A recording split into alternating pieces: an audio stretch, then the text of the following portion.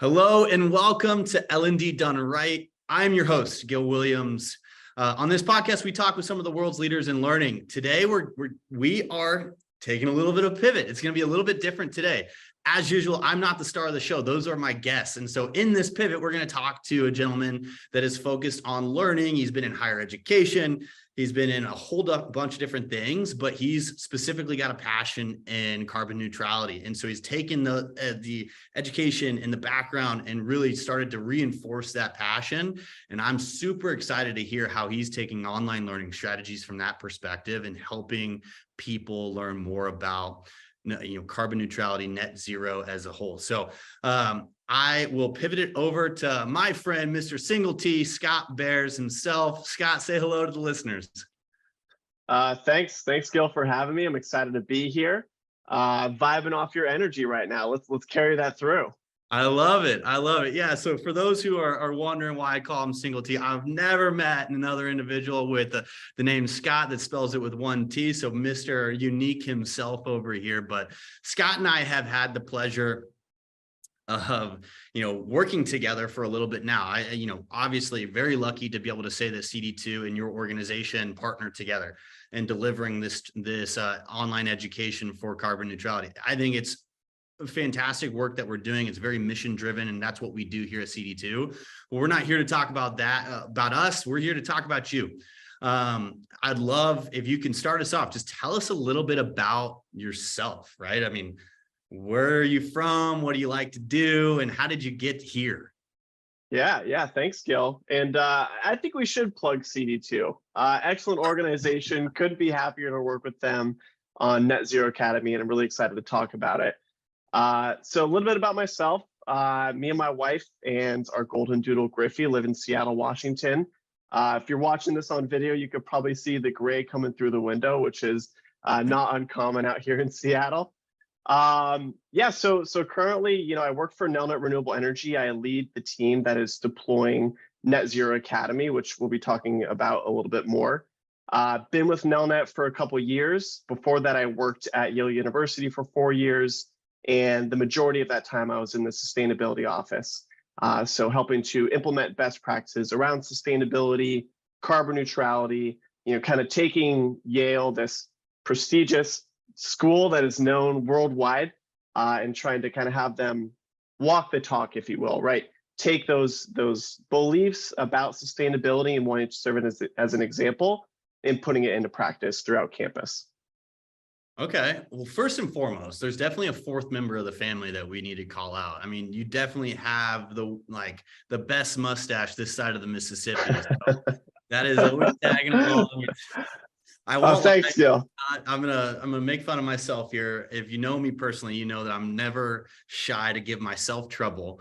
I did shave. I grew out and I shaved to try and match you at the mustache game this morning. My wife, Brittany, I walked downstairs and she goes, no, sent me right back upstairs. And made me shave. But you look great.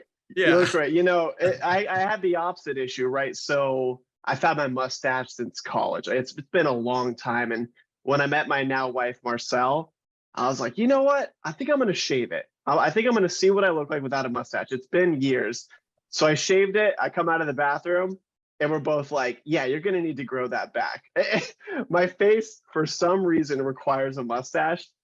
So I appreciate the vote of confidence. Yeah. Been rocking it for a while. It plays now. well in higher education. I'm sure you walk into those rooms and those professors, those institutes, they just know you mean business the moment you walk in.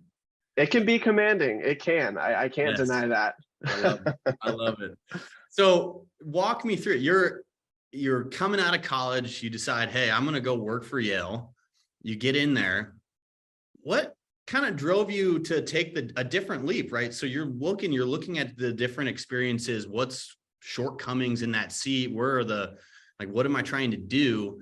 Walk us through what you were trying to accomplish there and why, some of the gaps you started to find that drove you to what you're doing now.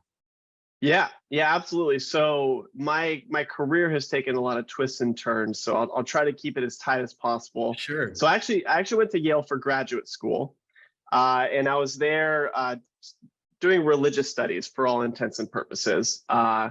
great program, super excited to be there. I had a full ride, like was just stoked to become a professor someday and talk about religious studies for the rest of my life. Decided to take a little detour off that path.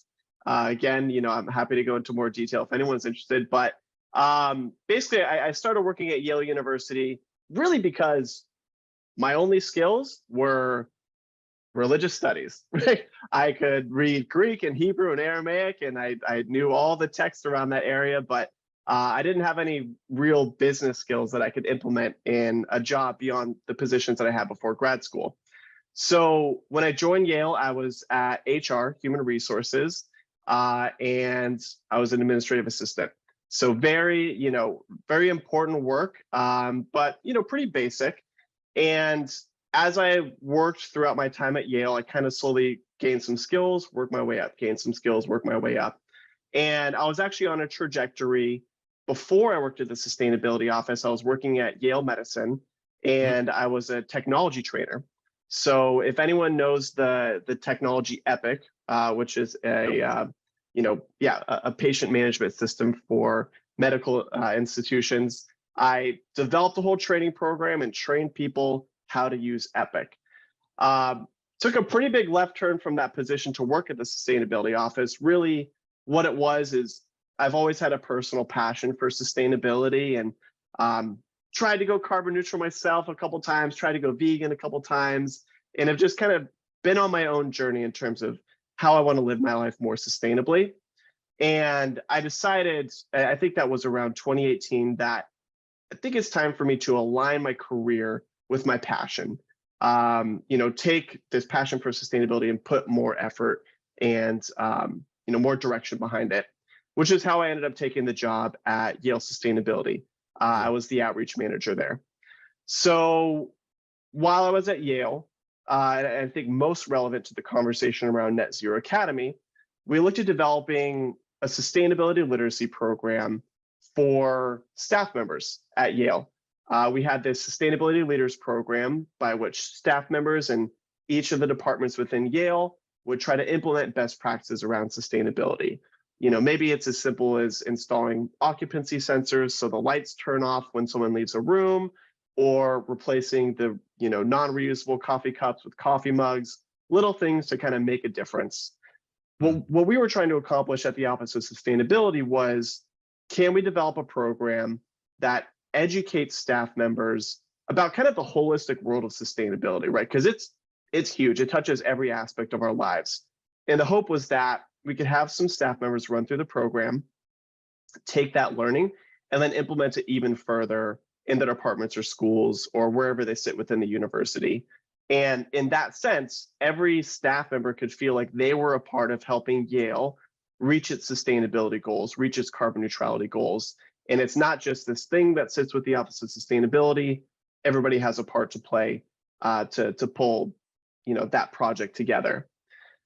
In the end, go ahead, Gil. Well, the buy-in's so important, right? I mean, whether you're delivering training about Epic, whether you're delivering training about job skills in a manufacturing organization, just getting the buy-in and people, just influencers across the organization saying, hey, this is super important, is so like that is key to any initiative in learning. And not to mention with what you're trying to do to get that buy-in, what a lift launching a program like this has to be, and that like getting that buy-in across the organization at different levels. I mean, that had to have been just forefront of your mind. How do we get these students and teachers to say, yep, we all need to participate? Absolutely. Yeah. So buy-in was one of the big hurdles. It's not to say that faculty members, staff members, leadership don't care about sustainability, because they really do. It was, how much of the time in your day can I take to develop a program like this, right? We had the Poorvu, Teaching and Learning Center. We had Human Resources, which has a learning and development division. We have faculty members who regularly participated in sustainability events and talks and interviews and all that fun stuff. And it was pulling it all together in the form of a program that we just couldn't get the commitments from a time perspective from all the different individuals we needed to get it off the ground. So in the end, it kind of got sent to the back burner. The COVID pandemic did hit when I was there. And I think once COVID hit, I knew that idea was long gone, at least for the time being, at Yale University. Who knows? Maybe they'll pick it up again in the future. But, we just couldn't find the resources to get it done. And that is a similar story for, I think, a lot of universities and schools throughout the US is they want to implement something like this. They just don't have the time, money, or resources to pull it together themselves. So, being the entrepreneur that you are, you saw this opportunity to be and to go after and support them in these gaps. Why don't you walk us through how you came to be with Nelnet, what Nelnet Renewable Energy as an organization, where it started, the grand picture of vision, but how you're starting to support and close that gap of, hey, we don't have the budget, we don't have the time. Well, okay. Well, now we've got a solution for you. Talk us through that. Yeah, absolutely. So I joined Nelnet, I believe it was August of 2021. And the reason I left Yale and started working for Nelnet was really just the move, right? My wife and I lived in Guilford, Connecticut, 15-minute drive from Yale University. We decided we wanted to move to Seattle. It's a little bit of a longer commute to the university. It wasn't really in the cards, which I understood. So had to look elsewhere for a position, and I was very happy to find Nelnet Renewable Energy. When I joined NRE, as we call it colloquially, what we were trying to do was find a way to combine the knowledge and expertise and relationships that Nelnet has in the higher education space, be it through the student loan servicing platform or campus commerce, and marry that with our renewable energy skills and capabilities. So taking a step back, Nelnet Renewable Energy started in 2018 with something that's called a solar tax equity investments. I won't bore this community with explaining what a solar tax equity investment is, but essentially it provides the ability for large companies like Nelnet to place their tax dollars into solar projects to help get them off the ground. And there's an incentive back from the federal government to do so. It's really an awesome program. It's a win-win for solar developers, customers, and businesses like Nelnet. So when I got to Nelnet Renewable Energy, again, we were kind of looking at how to combine those two pieces of the puzzle. So naturally, coming from the university space, I knew where to start. Read some climate action plans. Hundreds of universities throughout the US have these published sustainability and climate action plans where they're saying, here's where we are, here's where we need to go, and this is how we think we're going to get there. Again, a lot of universities are encountering the same issue of lack of resources, lack of time, lack of expertise to actually achieve carbon neutrality. So there's a larger goal there.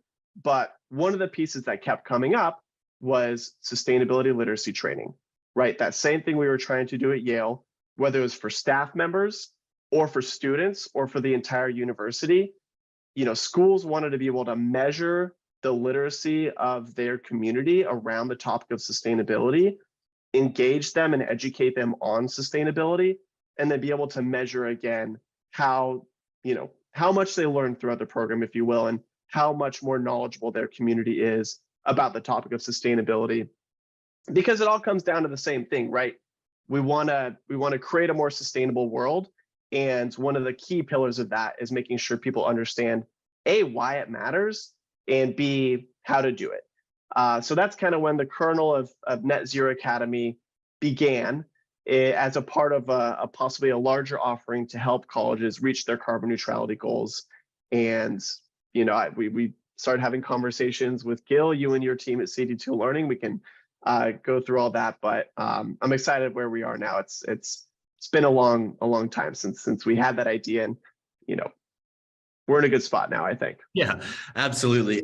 What I love most about it is that there are direct impacts and benefits from what you're doing and the causes that you're doing, not only to the earth, right? I mean, and the soil, the world we live in. There's not only just direct impacts to that, but to the organizations themselves, right? I think what you deal with, a lot of L&D professionals deal with, is senior leaders going, fantastic. We know this is important, but how are you going to show us the metrics of the impacts? How are you going to show us the ROI on this? So how have you taken this program and built it to be able to support those sustainability professionals at a higher ed organization, be able to show that? Walk us through that piece. Yeah, absolutely. So there's really kind of two key pieces to the puzzle for Net Zero Academy. There's the assessment, and then there's the program. So I'll kind of start by talking about the program, and then we can revisit and talk about the assessment as well. So as we're looking at developing an educational program that touches on all the topics that relate to sustainability, you can pretty quickly become overwhelmed. Right, like Gil just mentioned, it touches every day, every aspect of our daily lives. And so when we're looking at developing kind of a primer, a basic program that someone who doesn't know anything about sustainability could take and learn something from, and someone who's deeply steeped into the world can also learn something from, it's a little bit of a tall task and a tall order. Sure, yeah. And especially when you look at the world of sustainability, there are some frameworks associated with sustainability that have been created, like the Sustainable Development Goals, which are created by the United Nations. ESG, environmental social governance is one that people might be familiar with as well. But there's not really a framework beyond those two. And so to a certain extent, we kind of needed to start from scratch, or at least take the knowledge that was out there and package it in a way that it was comprehensive, easy to understand, and ready to roll. So in that sense, this is sort of a first of its kind program. There are programs like it, but the comprehensive nature of it and the focus of it is quite unique. So to dive a little bit deeper into the process of creating the content, essentially what we did is we've been working with a number of universities across the US and a few in Canada to ask them, right, what would you include in a program like this? Right, you're a university, you're clearly looking to implement some sort of program to improve sustainability literacy. What do you want to see included?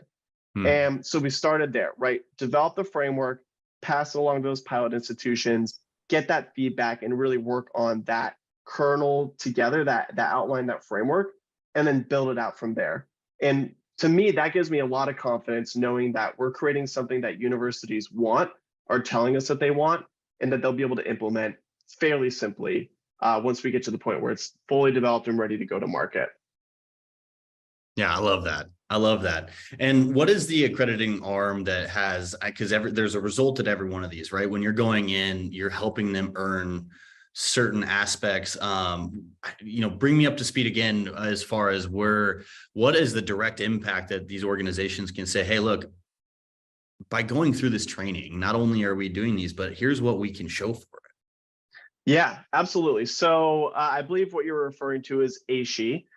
So ASHE is the Association for the Advancement of Sustainability in Higher Education. And they have a program called STARS. And I can never remember what it stands for, but it's something around, sustainability tracking and reporting system. Actually, that might be exactly it. So ASHE STARS is really kind of the gold standard for universities where they're trying to suss out and determine essentially how far they've gotten in making their operations more sustainable. There are different tiers, right? So there's the reporter tier, there's bronze, silver, gold, and platinum. And universities on a biannual basis basically take this giant spreadsheet with all the available credit categories. It could be, do you have a sustainability action plan? Do you have a carbon neutrality goal? Do you have electric vehicles? Everything associated with being sustainable as a university. And there's also credits associated with, right, a sustainability literacy assessment, a sustainability culture assessment, staff and training, staff learning and development around sustainability, orientation. There's these credits that are directly associated with Net Zero Academy, and partially why we design it the way that it is, that can help these universities, right, fulfill the points associated with the ASHE STARS program when they do submit that report, and maybe kick them up from bronze to silver, silver to gold, and kind of further demonstrate that this university is committed to sustainability. So yeah, that's the framework that we've decided to go with. And we've spoken with the team at ASHE. Julian, thanks a lot for your time to make sure the content that we're putting together does fulfill those credits. And I'm really happy to say, at launch, once the program is up and ready to go, it should at least be able to count for 7 points on the ASHE STARS program, and possibly up to 10 points, depending on how you implement the program, which is crazy. And yeah, much thanks to my team and the team at ASHE for getting that put together. I love that, man. I think it is so key and important. And one of the big challenges that, L&D professionals of all industries really struggle with is how do we know that our information is, well, in your case, how is it applicable? How is it accredited by these by ASHE, right? How do we make sure that this is the correct information when we're building content and it's not just opinion, right? And so getting that buy-in, working with outside parties is just so important, that you're not just siloed in your own efforts building this content, but you're working with a bigger group, subject matter experts of all kinds, getting different people's opinions, because people learn all in different ways, right? And so, but in your case, it's a very specific and defined message that needs to be shared, right? And so how do we get that defined message?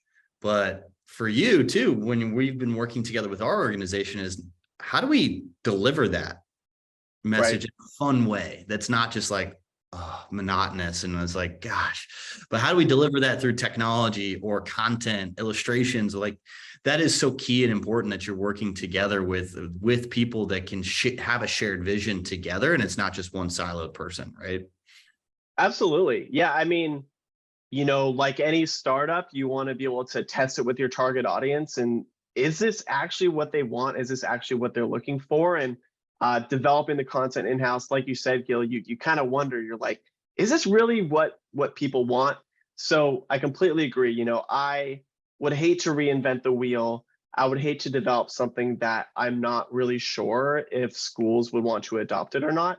And so having this pilot program, which, by the way, the way I pulled together with the pilot program was actually posting on the ASHE platform and saying, hey, we're looking for schools who want to help us review this content and be a part of this larger initiative. Like I said, we had 12 schools reach out, which was insane. I thought maybe 2 would be interested or fewer. So yeah, being able to validate the product as we're creating it, with the understanding that, this is something that universities want and are looking for, has been huge. And I know it's not replicable with every industry or every learning opportunity, but it's been really, I hope that it brings a lot of success for us in the future, is having that early validation. Oh, absolutely. I hope so too. I mean, validation, talk about it, right? Being able to post something like that out there and so many people respond back, that's got to make sure, or got to make you feel like, hey, we're doing something here. Not only are we like hitting the nail on the head from this perspective, but we're actually going to make an impact, right? And so let's go now deliver it. And that's open game from a lead gen perspective too. Now you got 12 schools to go call and you have already relationships with, right? So heck yeah. Yeah. Heck yeah, man. Yeah. Well said. Well said. Yeah, absolutely. No, I think that's fantastic. But the reality is not everyone has these initiatives. Not everyone is looking at this. Some are. If you're sitting across, or someone's listening to this that isn't necessarily focused on, they don't have carbon neutrality goals. Why do you think it, like, walk us through why you think this is impactful and that these organizations should start to try and join that movement? Yeah, that's a great question, Gil. So if you're at an organization or a school who doesn't currently have sustainability goals, and I think this applies to carbon neutrality at large, and of course, carbon neutrality is just one piece of sustainability, is I think a lot of institutions don't realize the cost savings that can come from being more sustainable as an organization, right? There are some ways, think about it from a procurement lens, that you might want to purchase paper that is recycled instead of brand new, so there might be an added cost there. Some purchasing decisions may add some extra costs at the expense, quote unquote, of helping to clean up the earth and make it a better place to live. But there are a lot of ways in which implementing sustainability can save money, right? Energy bills is a huge one. If your student, faculty, worker population understands better how to save energy in their dorm and their office space, what have you, you might be surprised to see how much individual institutions can save on their energy bills. Same with water, same with food waste, right? There's a myriad of ways by which, if you're educating and encouraging your organization or institution to behave more sustainably, you can save a lot of money, right? And money speaks. So I think that's a big piece of the puzzle, aside from all of the environmental benefits that come from operating in a more sustainable way. Yeah, I mean, you're hitting the nail on the head. Money does speak. So with that, whatever program that you're trying to launch, from your perspective, it's trying to help these organizations become more efficient from their neutrality initiatives, but also there's something to be tied to what this education can do from a cost perspective, right? An expense perspective. Right. What we do in the corporate learning side of things, there's a direct impact on delivering education or learning opportunities for retaining employees, right? There's a direct impact when you can retain your people and keep them on board. Then when you tie that in, actually improving what they do and making them feel stronger, happier, more accomplished, and that they can go out there and do their job, there's a direct impact to the ROI and financial benefit to that too. And same goes for what you're making them feel like, I can do this, I can make this impact. And that's what education does. And that's what I love about what we do. And it's really fun to be a part of that. And I think that we've had this conversation a couple of times, Scott. It's really important for us educators. I am not. You're one of my designated smart friends, and carbon neutrality. I've got plenty of designated smart friends from an education perspective, tech perspective, all of that, right? But it's super humbling and important for us to remember that we're here to make sure that the lives of the people who go through our content, go through our platforms, the lives of those individuals are improving and they're happy people. And so there's nothing better than feeling accomplished at your job. There's nothing better than feeling accomplished at what you feel passionate about with, saving the world, right? And making an impact. Right. And so I really love what we're doing, right? Yeah, well said, well said. And one final piece that I wanted to mention that I think I neglected to mention is students are asking for this. Right. So there is a study done by UNESCO. I think it maybe is a couple of years old at this point, but I believe, and we can put the stat probably in the show notes so we can fact check me, but I believe the stat was that 81% of college or about to be in college students are looking to further integrate sustainability into their coursework at school. Students really want this. And there's also a Princeton review study that found that 76% of incoming freshmen make their decision on where to attend college based on a school's environmental commitment.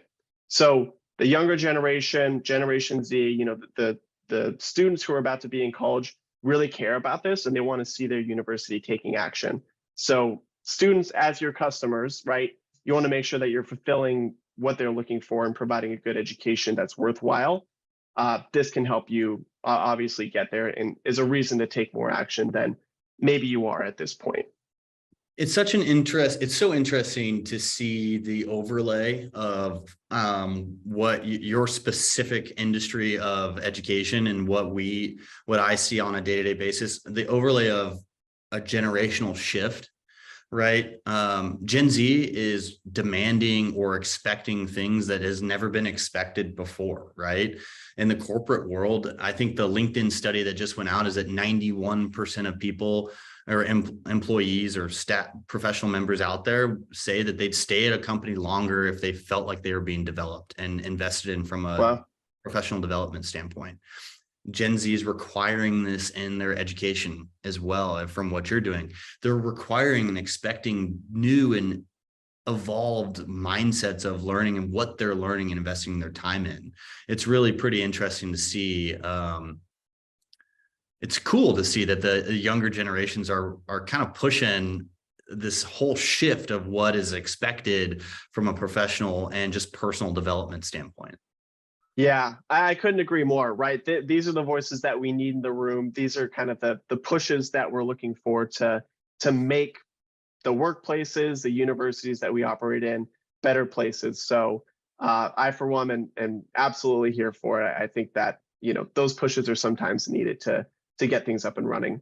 I'll tell you this, I was not focused on these things when I was their age. I was not at all. So I commend, because I was a whole nother planet. But I'm with you. It's with you really there. fun. Yeah. Absolutely. Well, Scott, as we wrap this thing up, if there's someone out there that doesn't have the opportunity to go through your training, that isn't in college and doesn't have the opportunity to go through and see their institute be a part of these things, what are 3 things that an everyday person can participate in to, reduce their footprint on the world? That's a great question. So I think, historically, I'd say, turn off the lights, right? Turn off the water while you're brushing your teeth, right? There's kind of these established practices that most people know, right? And sometimes they're difficult to manage or incorporate into your daily life, right? I have a light on right here that I probably don't need to have on right now, but I like a little bit more light on my face, right? It's using a little bit more energy, but it's kind of a personal preference. So I'll kind of go out of the box a little bit. And I think probably like one of the most important things you can do to integrate sustainability into your everyday life is just keeping an eye on what you purchase and what companies you purchase your products from, right? There are a lot of certifications like Certified B Corporation, Organic, Rainforest Alliance Certified. There's a lot of certifications out there that can help you select products that are having a better impact on the environment, right? We don't see all of the supply chain chemicals and perhaps, unfair labor practices that go into making these products that are perhaps a little bit cheaper. If you want to have an impact, do an audit on the companies you purchase from and the products that you purchase. I think that's one of the single largest ways you can have an impact is, put your dollar toward companies that have better practices, if you will. So that'll be my number one.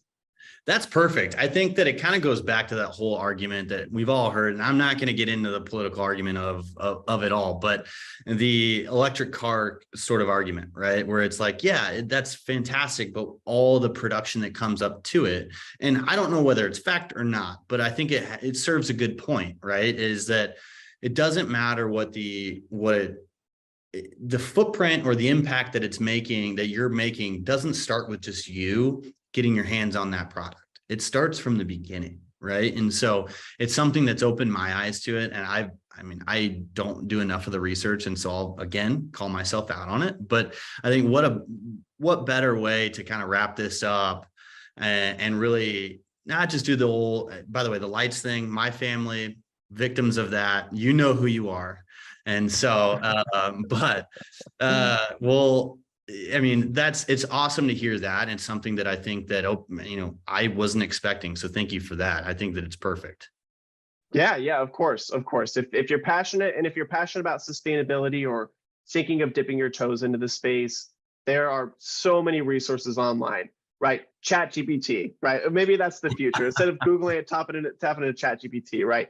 I live in an apartment in X city. I'm looking to be more sustainable. How can I, adapt small behaviors in my life to be more sustainable? I'm sure ChatGPT could come up with something pretty awesome about that. But yeah, it's an exploration, right? You don't have to go 0 to 60. You don't have to dive in face first. Take one step at a time and see how you feel. And maybe it makes you feel a little bit better. Maybe you pull back. But it's a journey for everyone. So yeah. I love it. Well, thank you, Scott. If anyone wants to get a hold of you, where can they reach you at? Yeah, absolutely. So I'm on LinkedIn.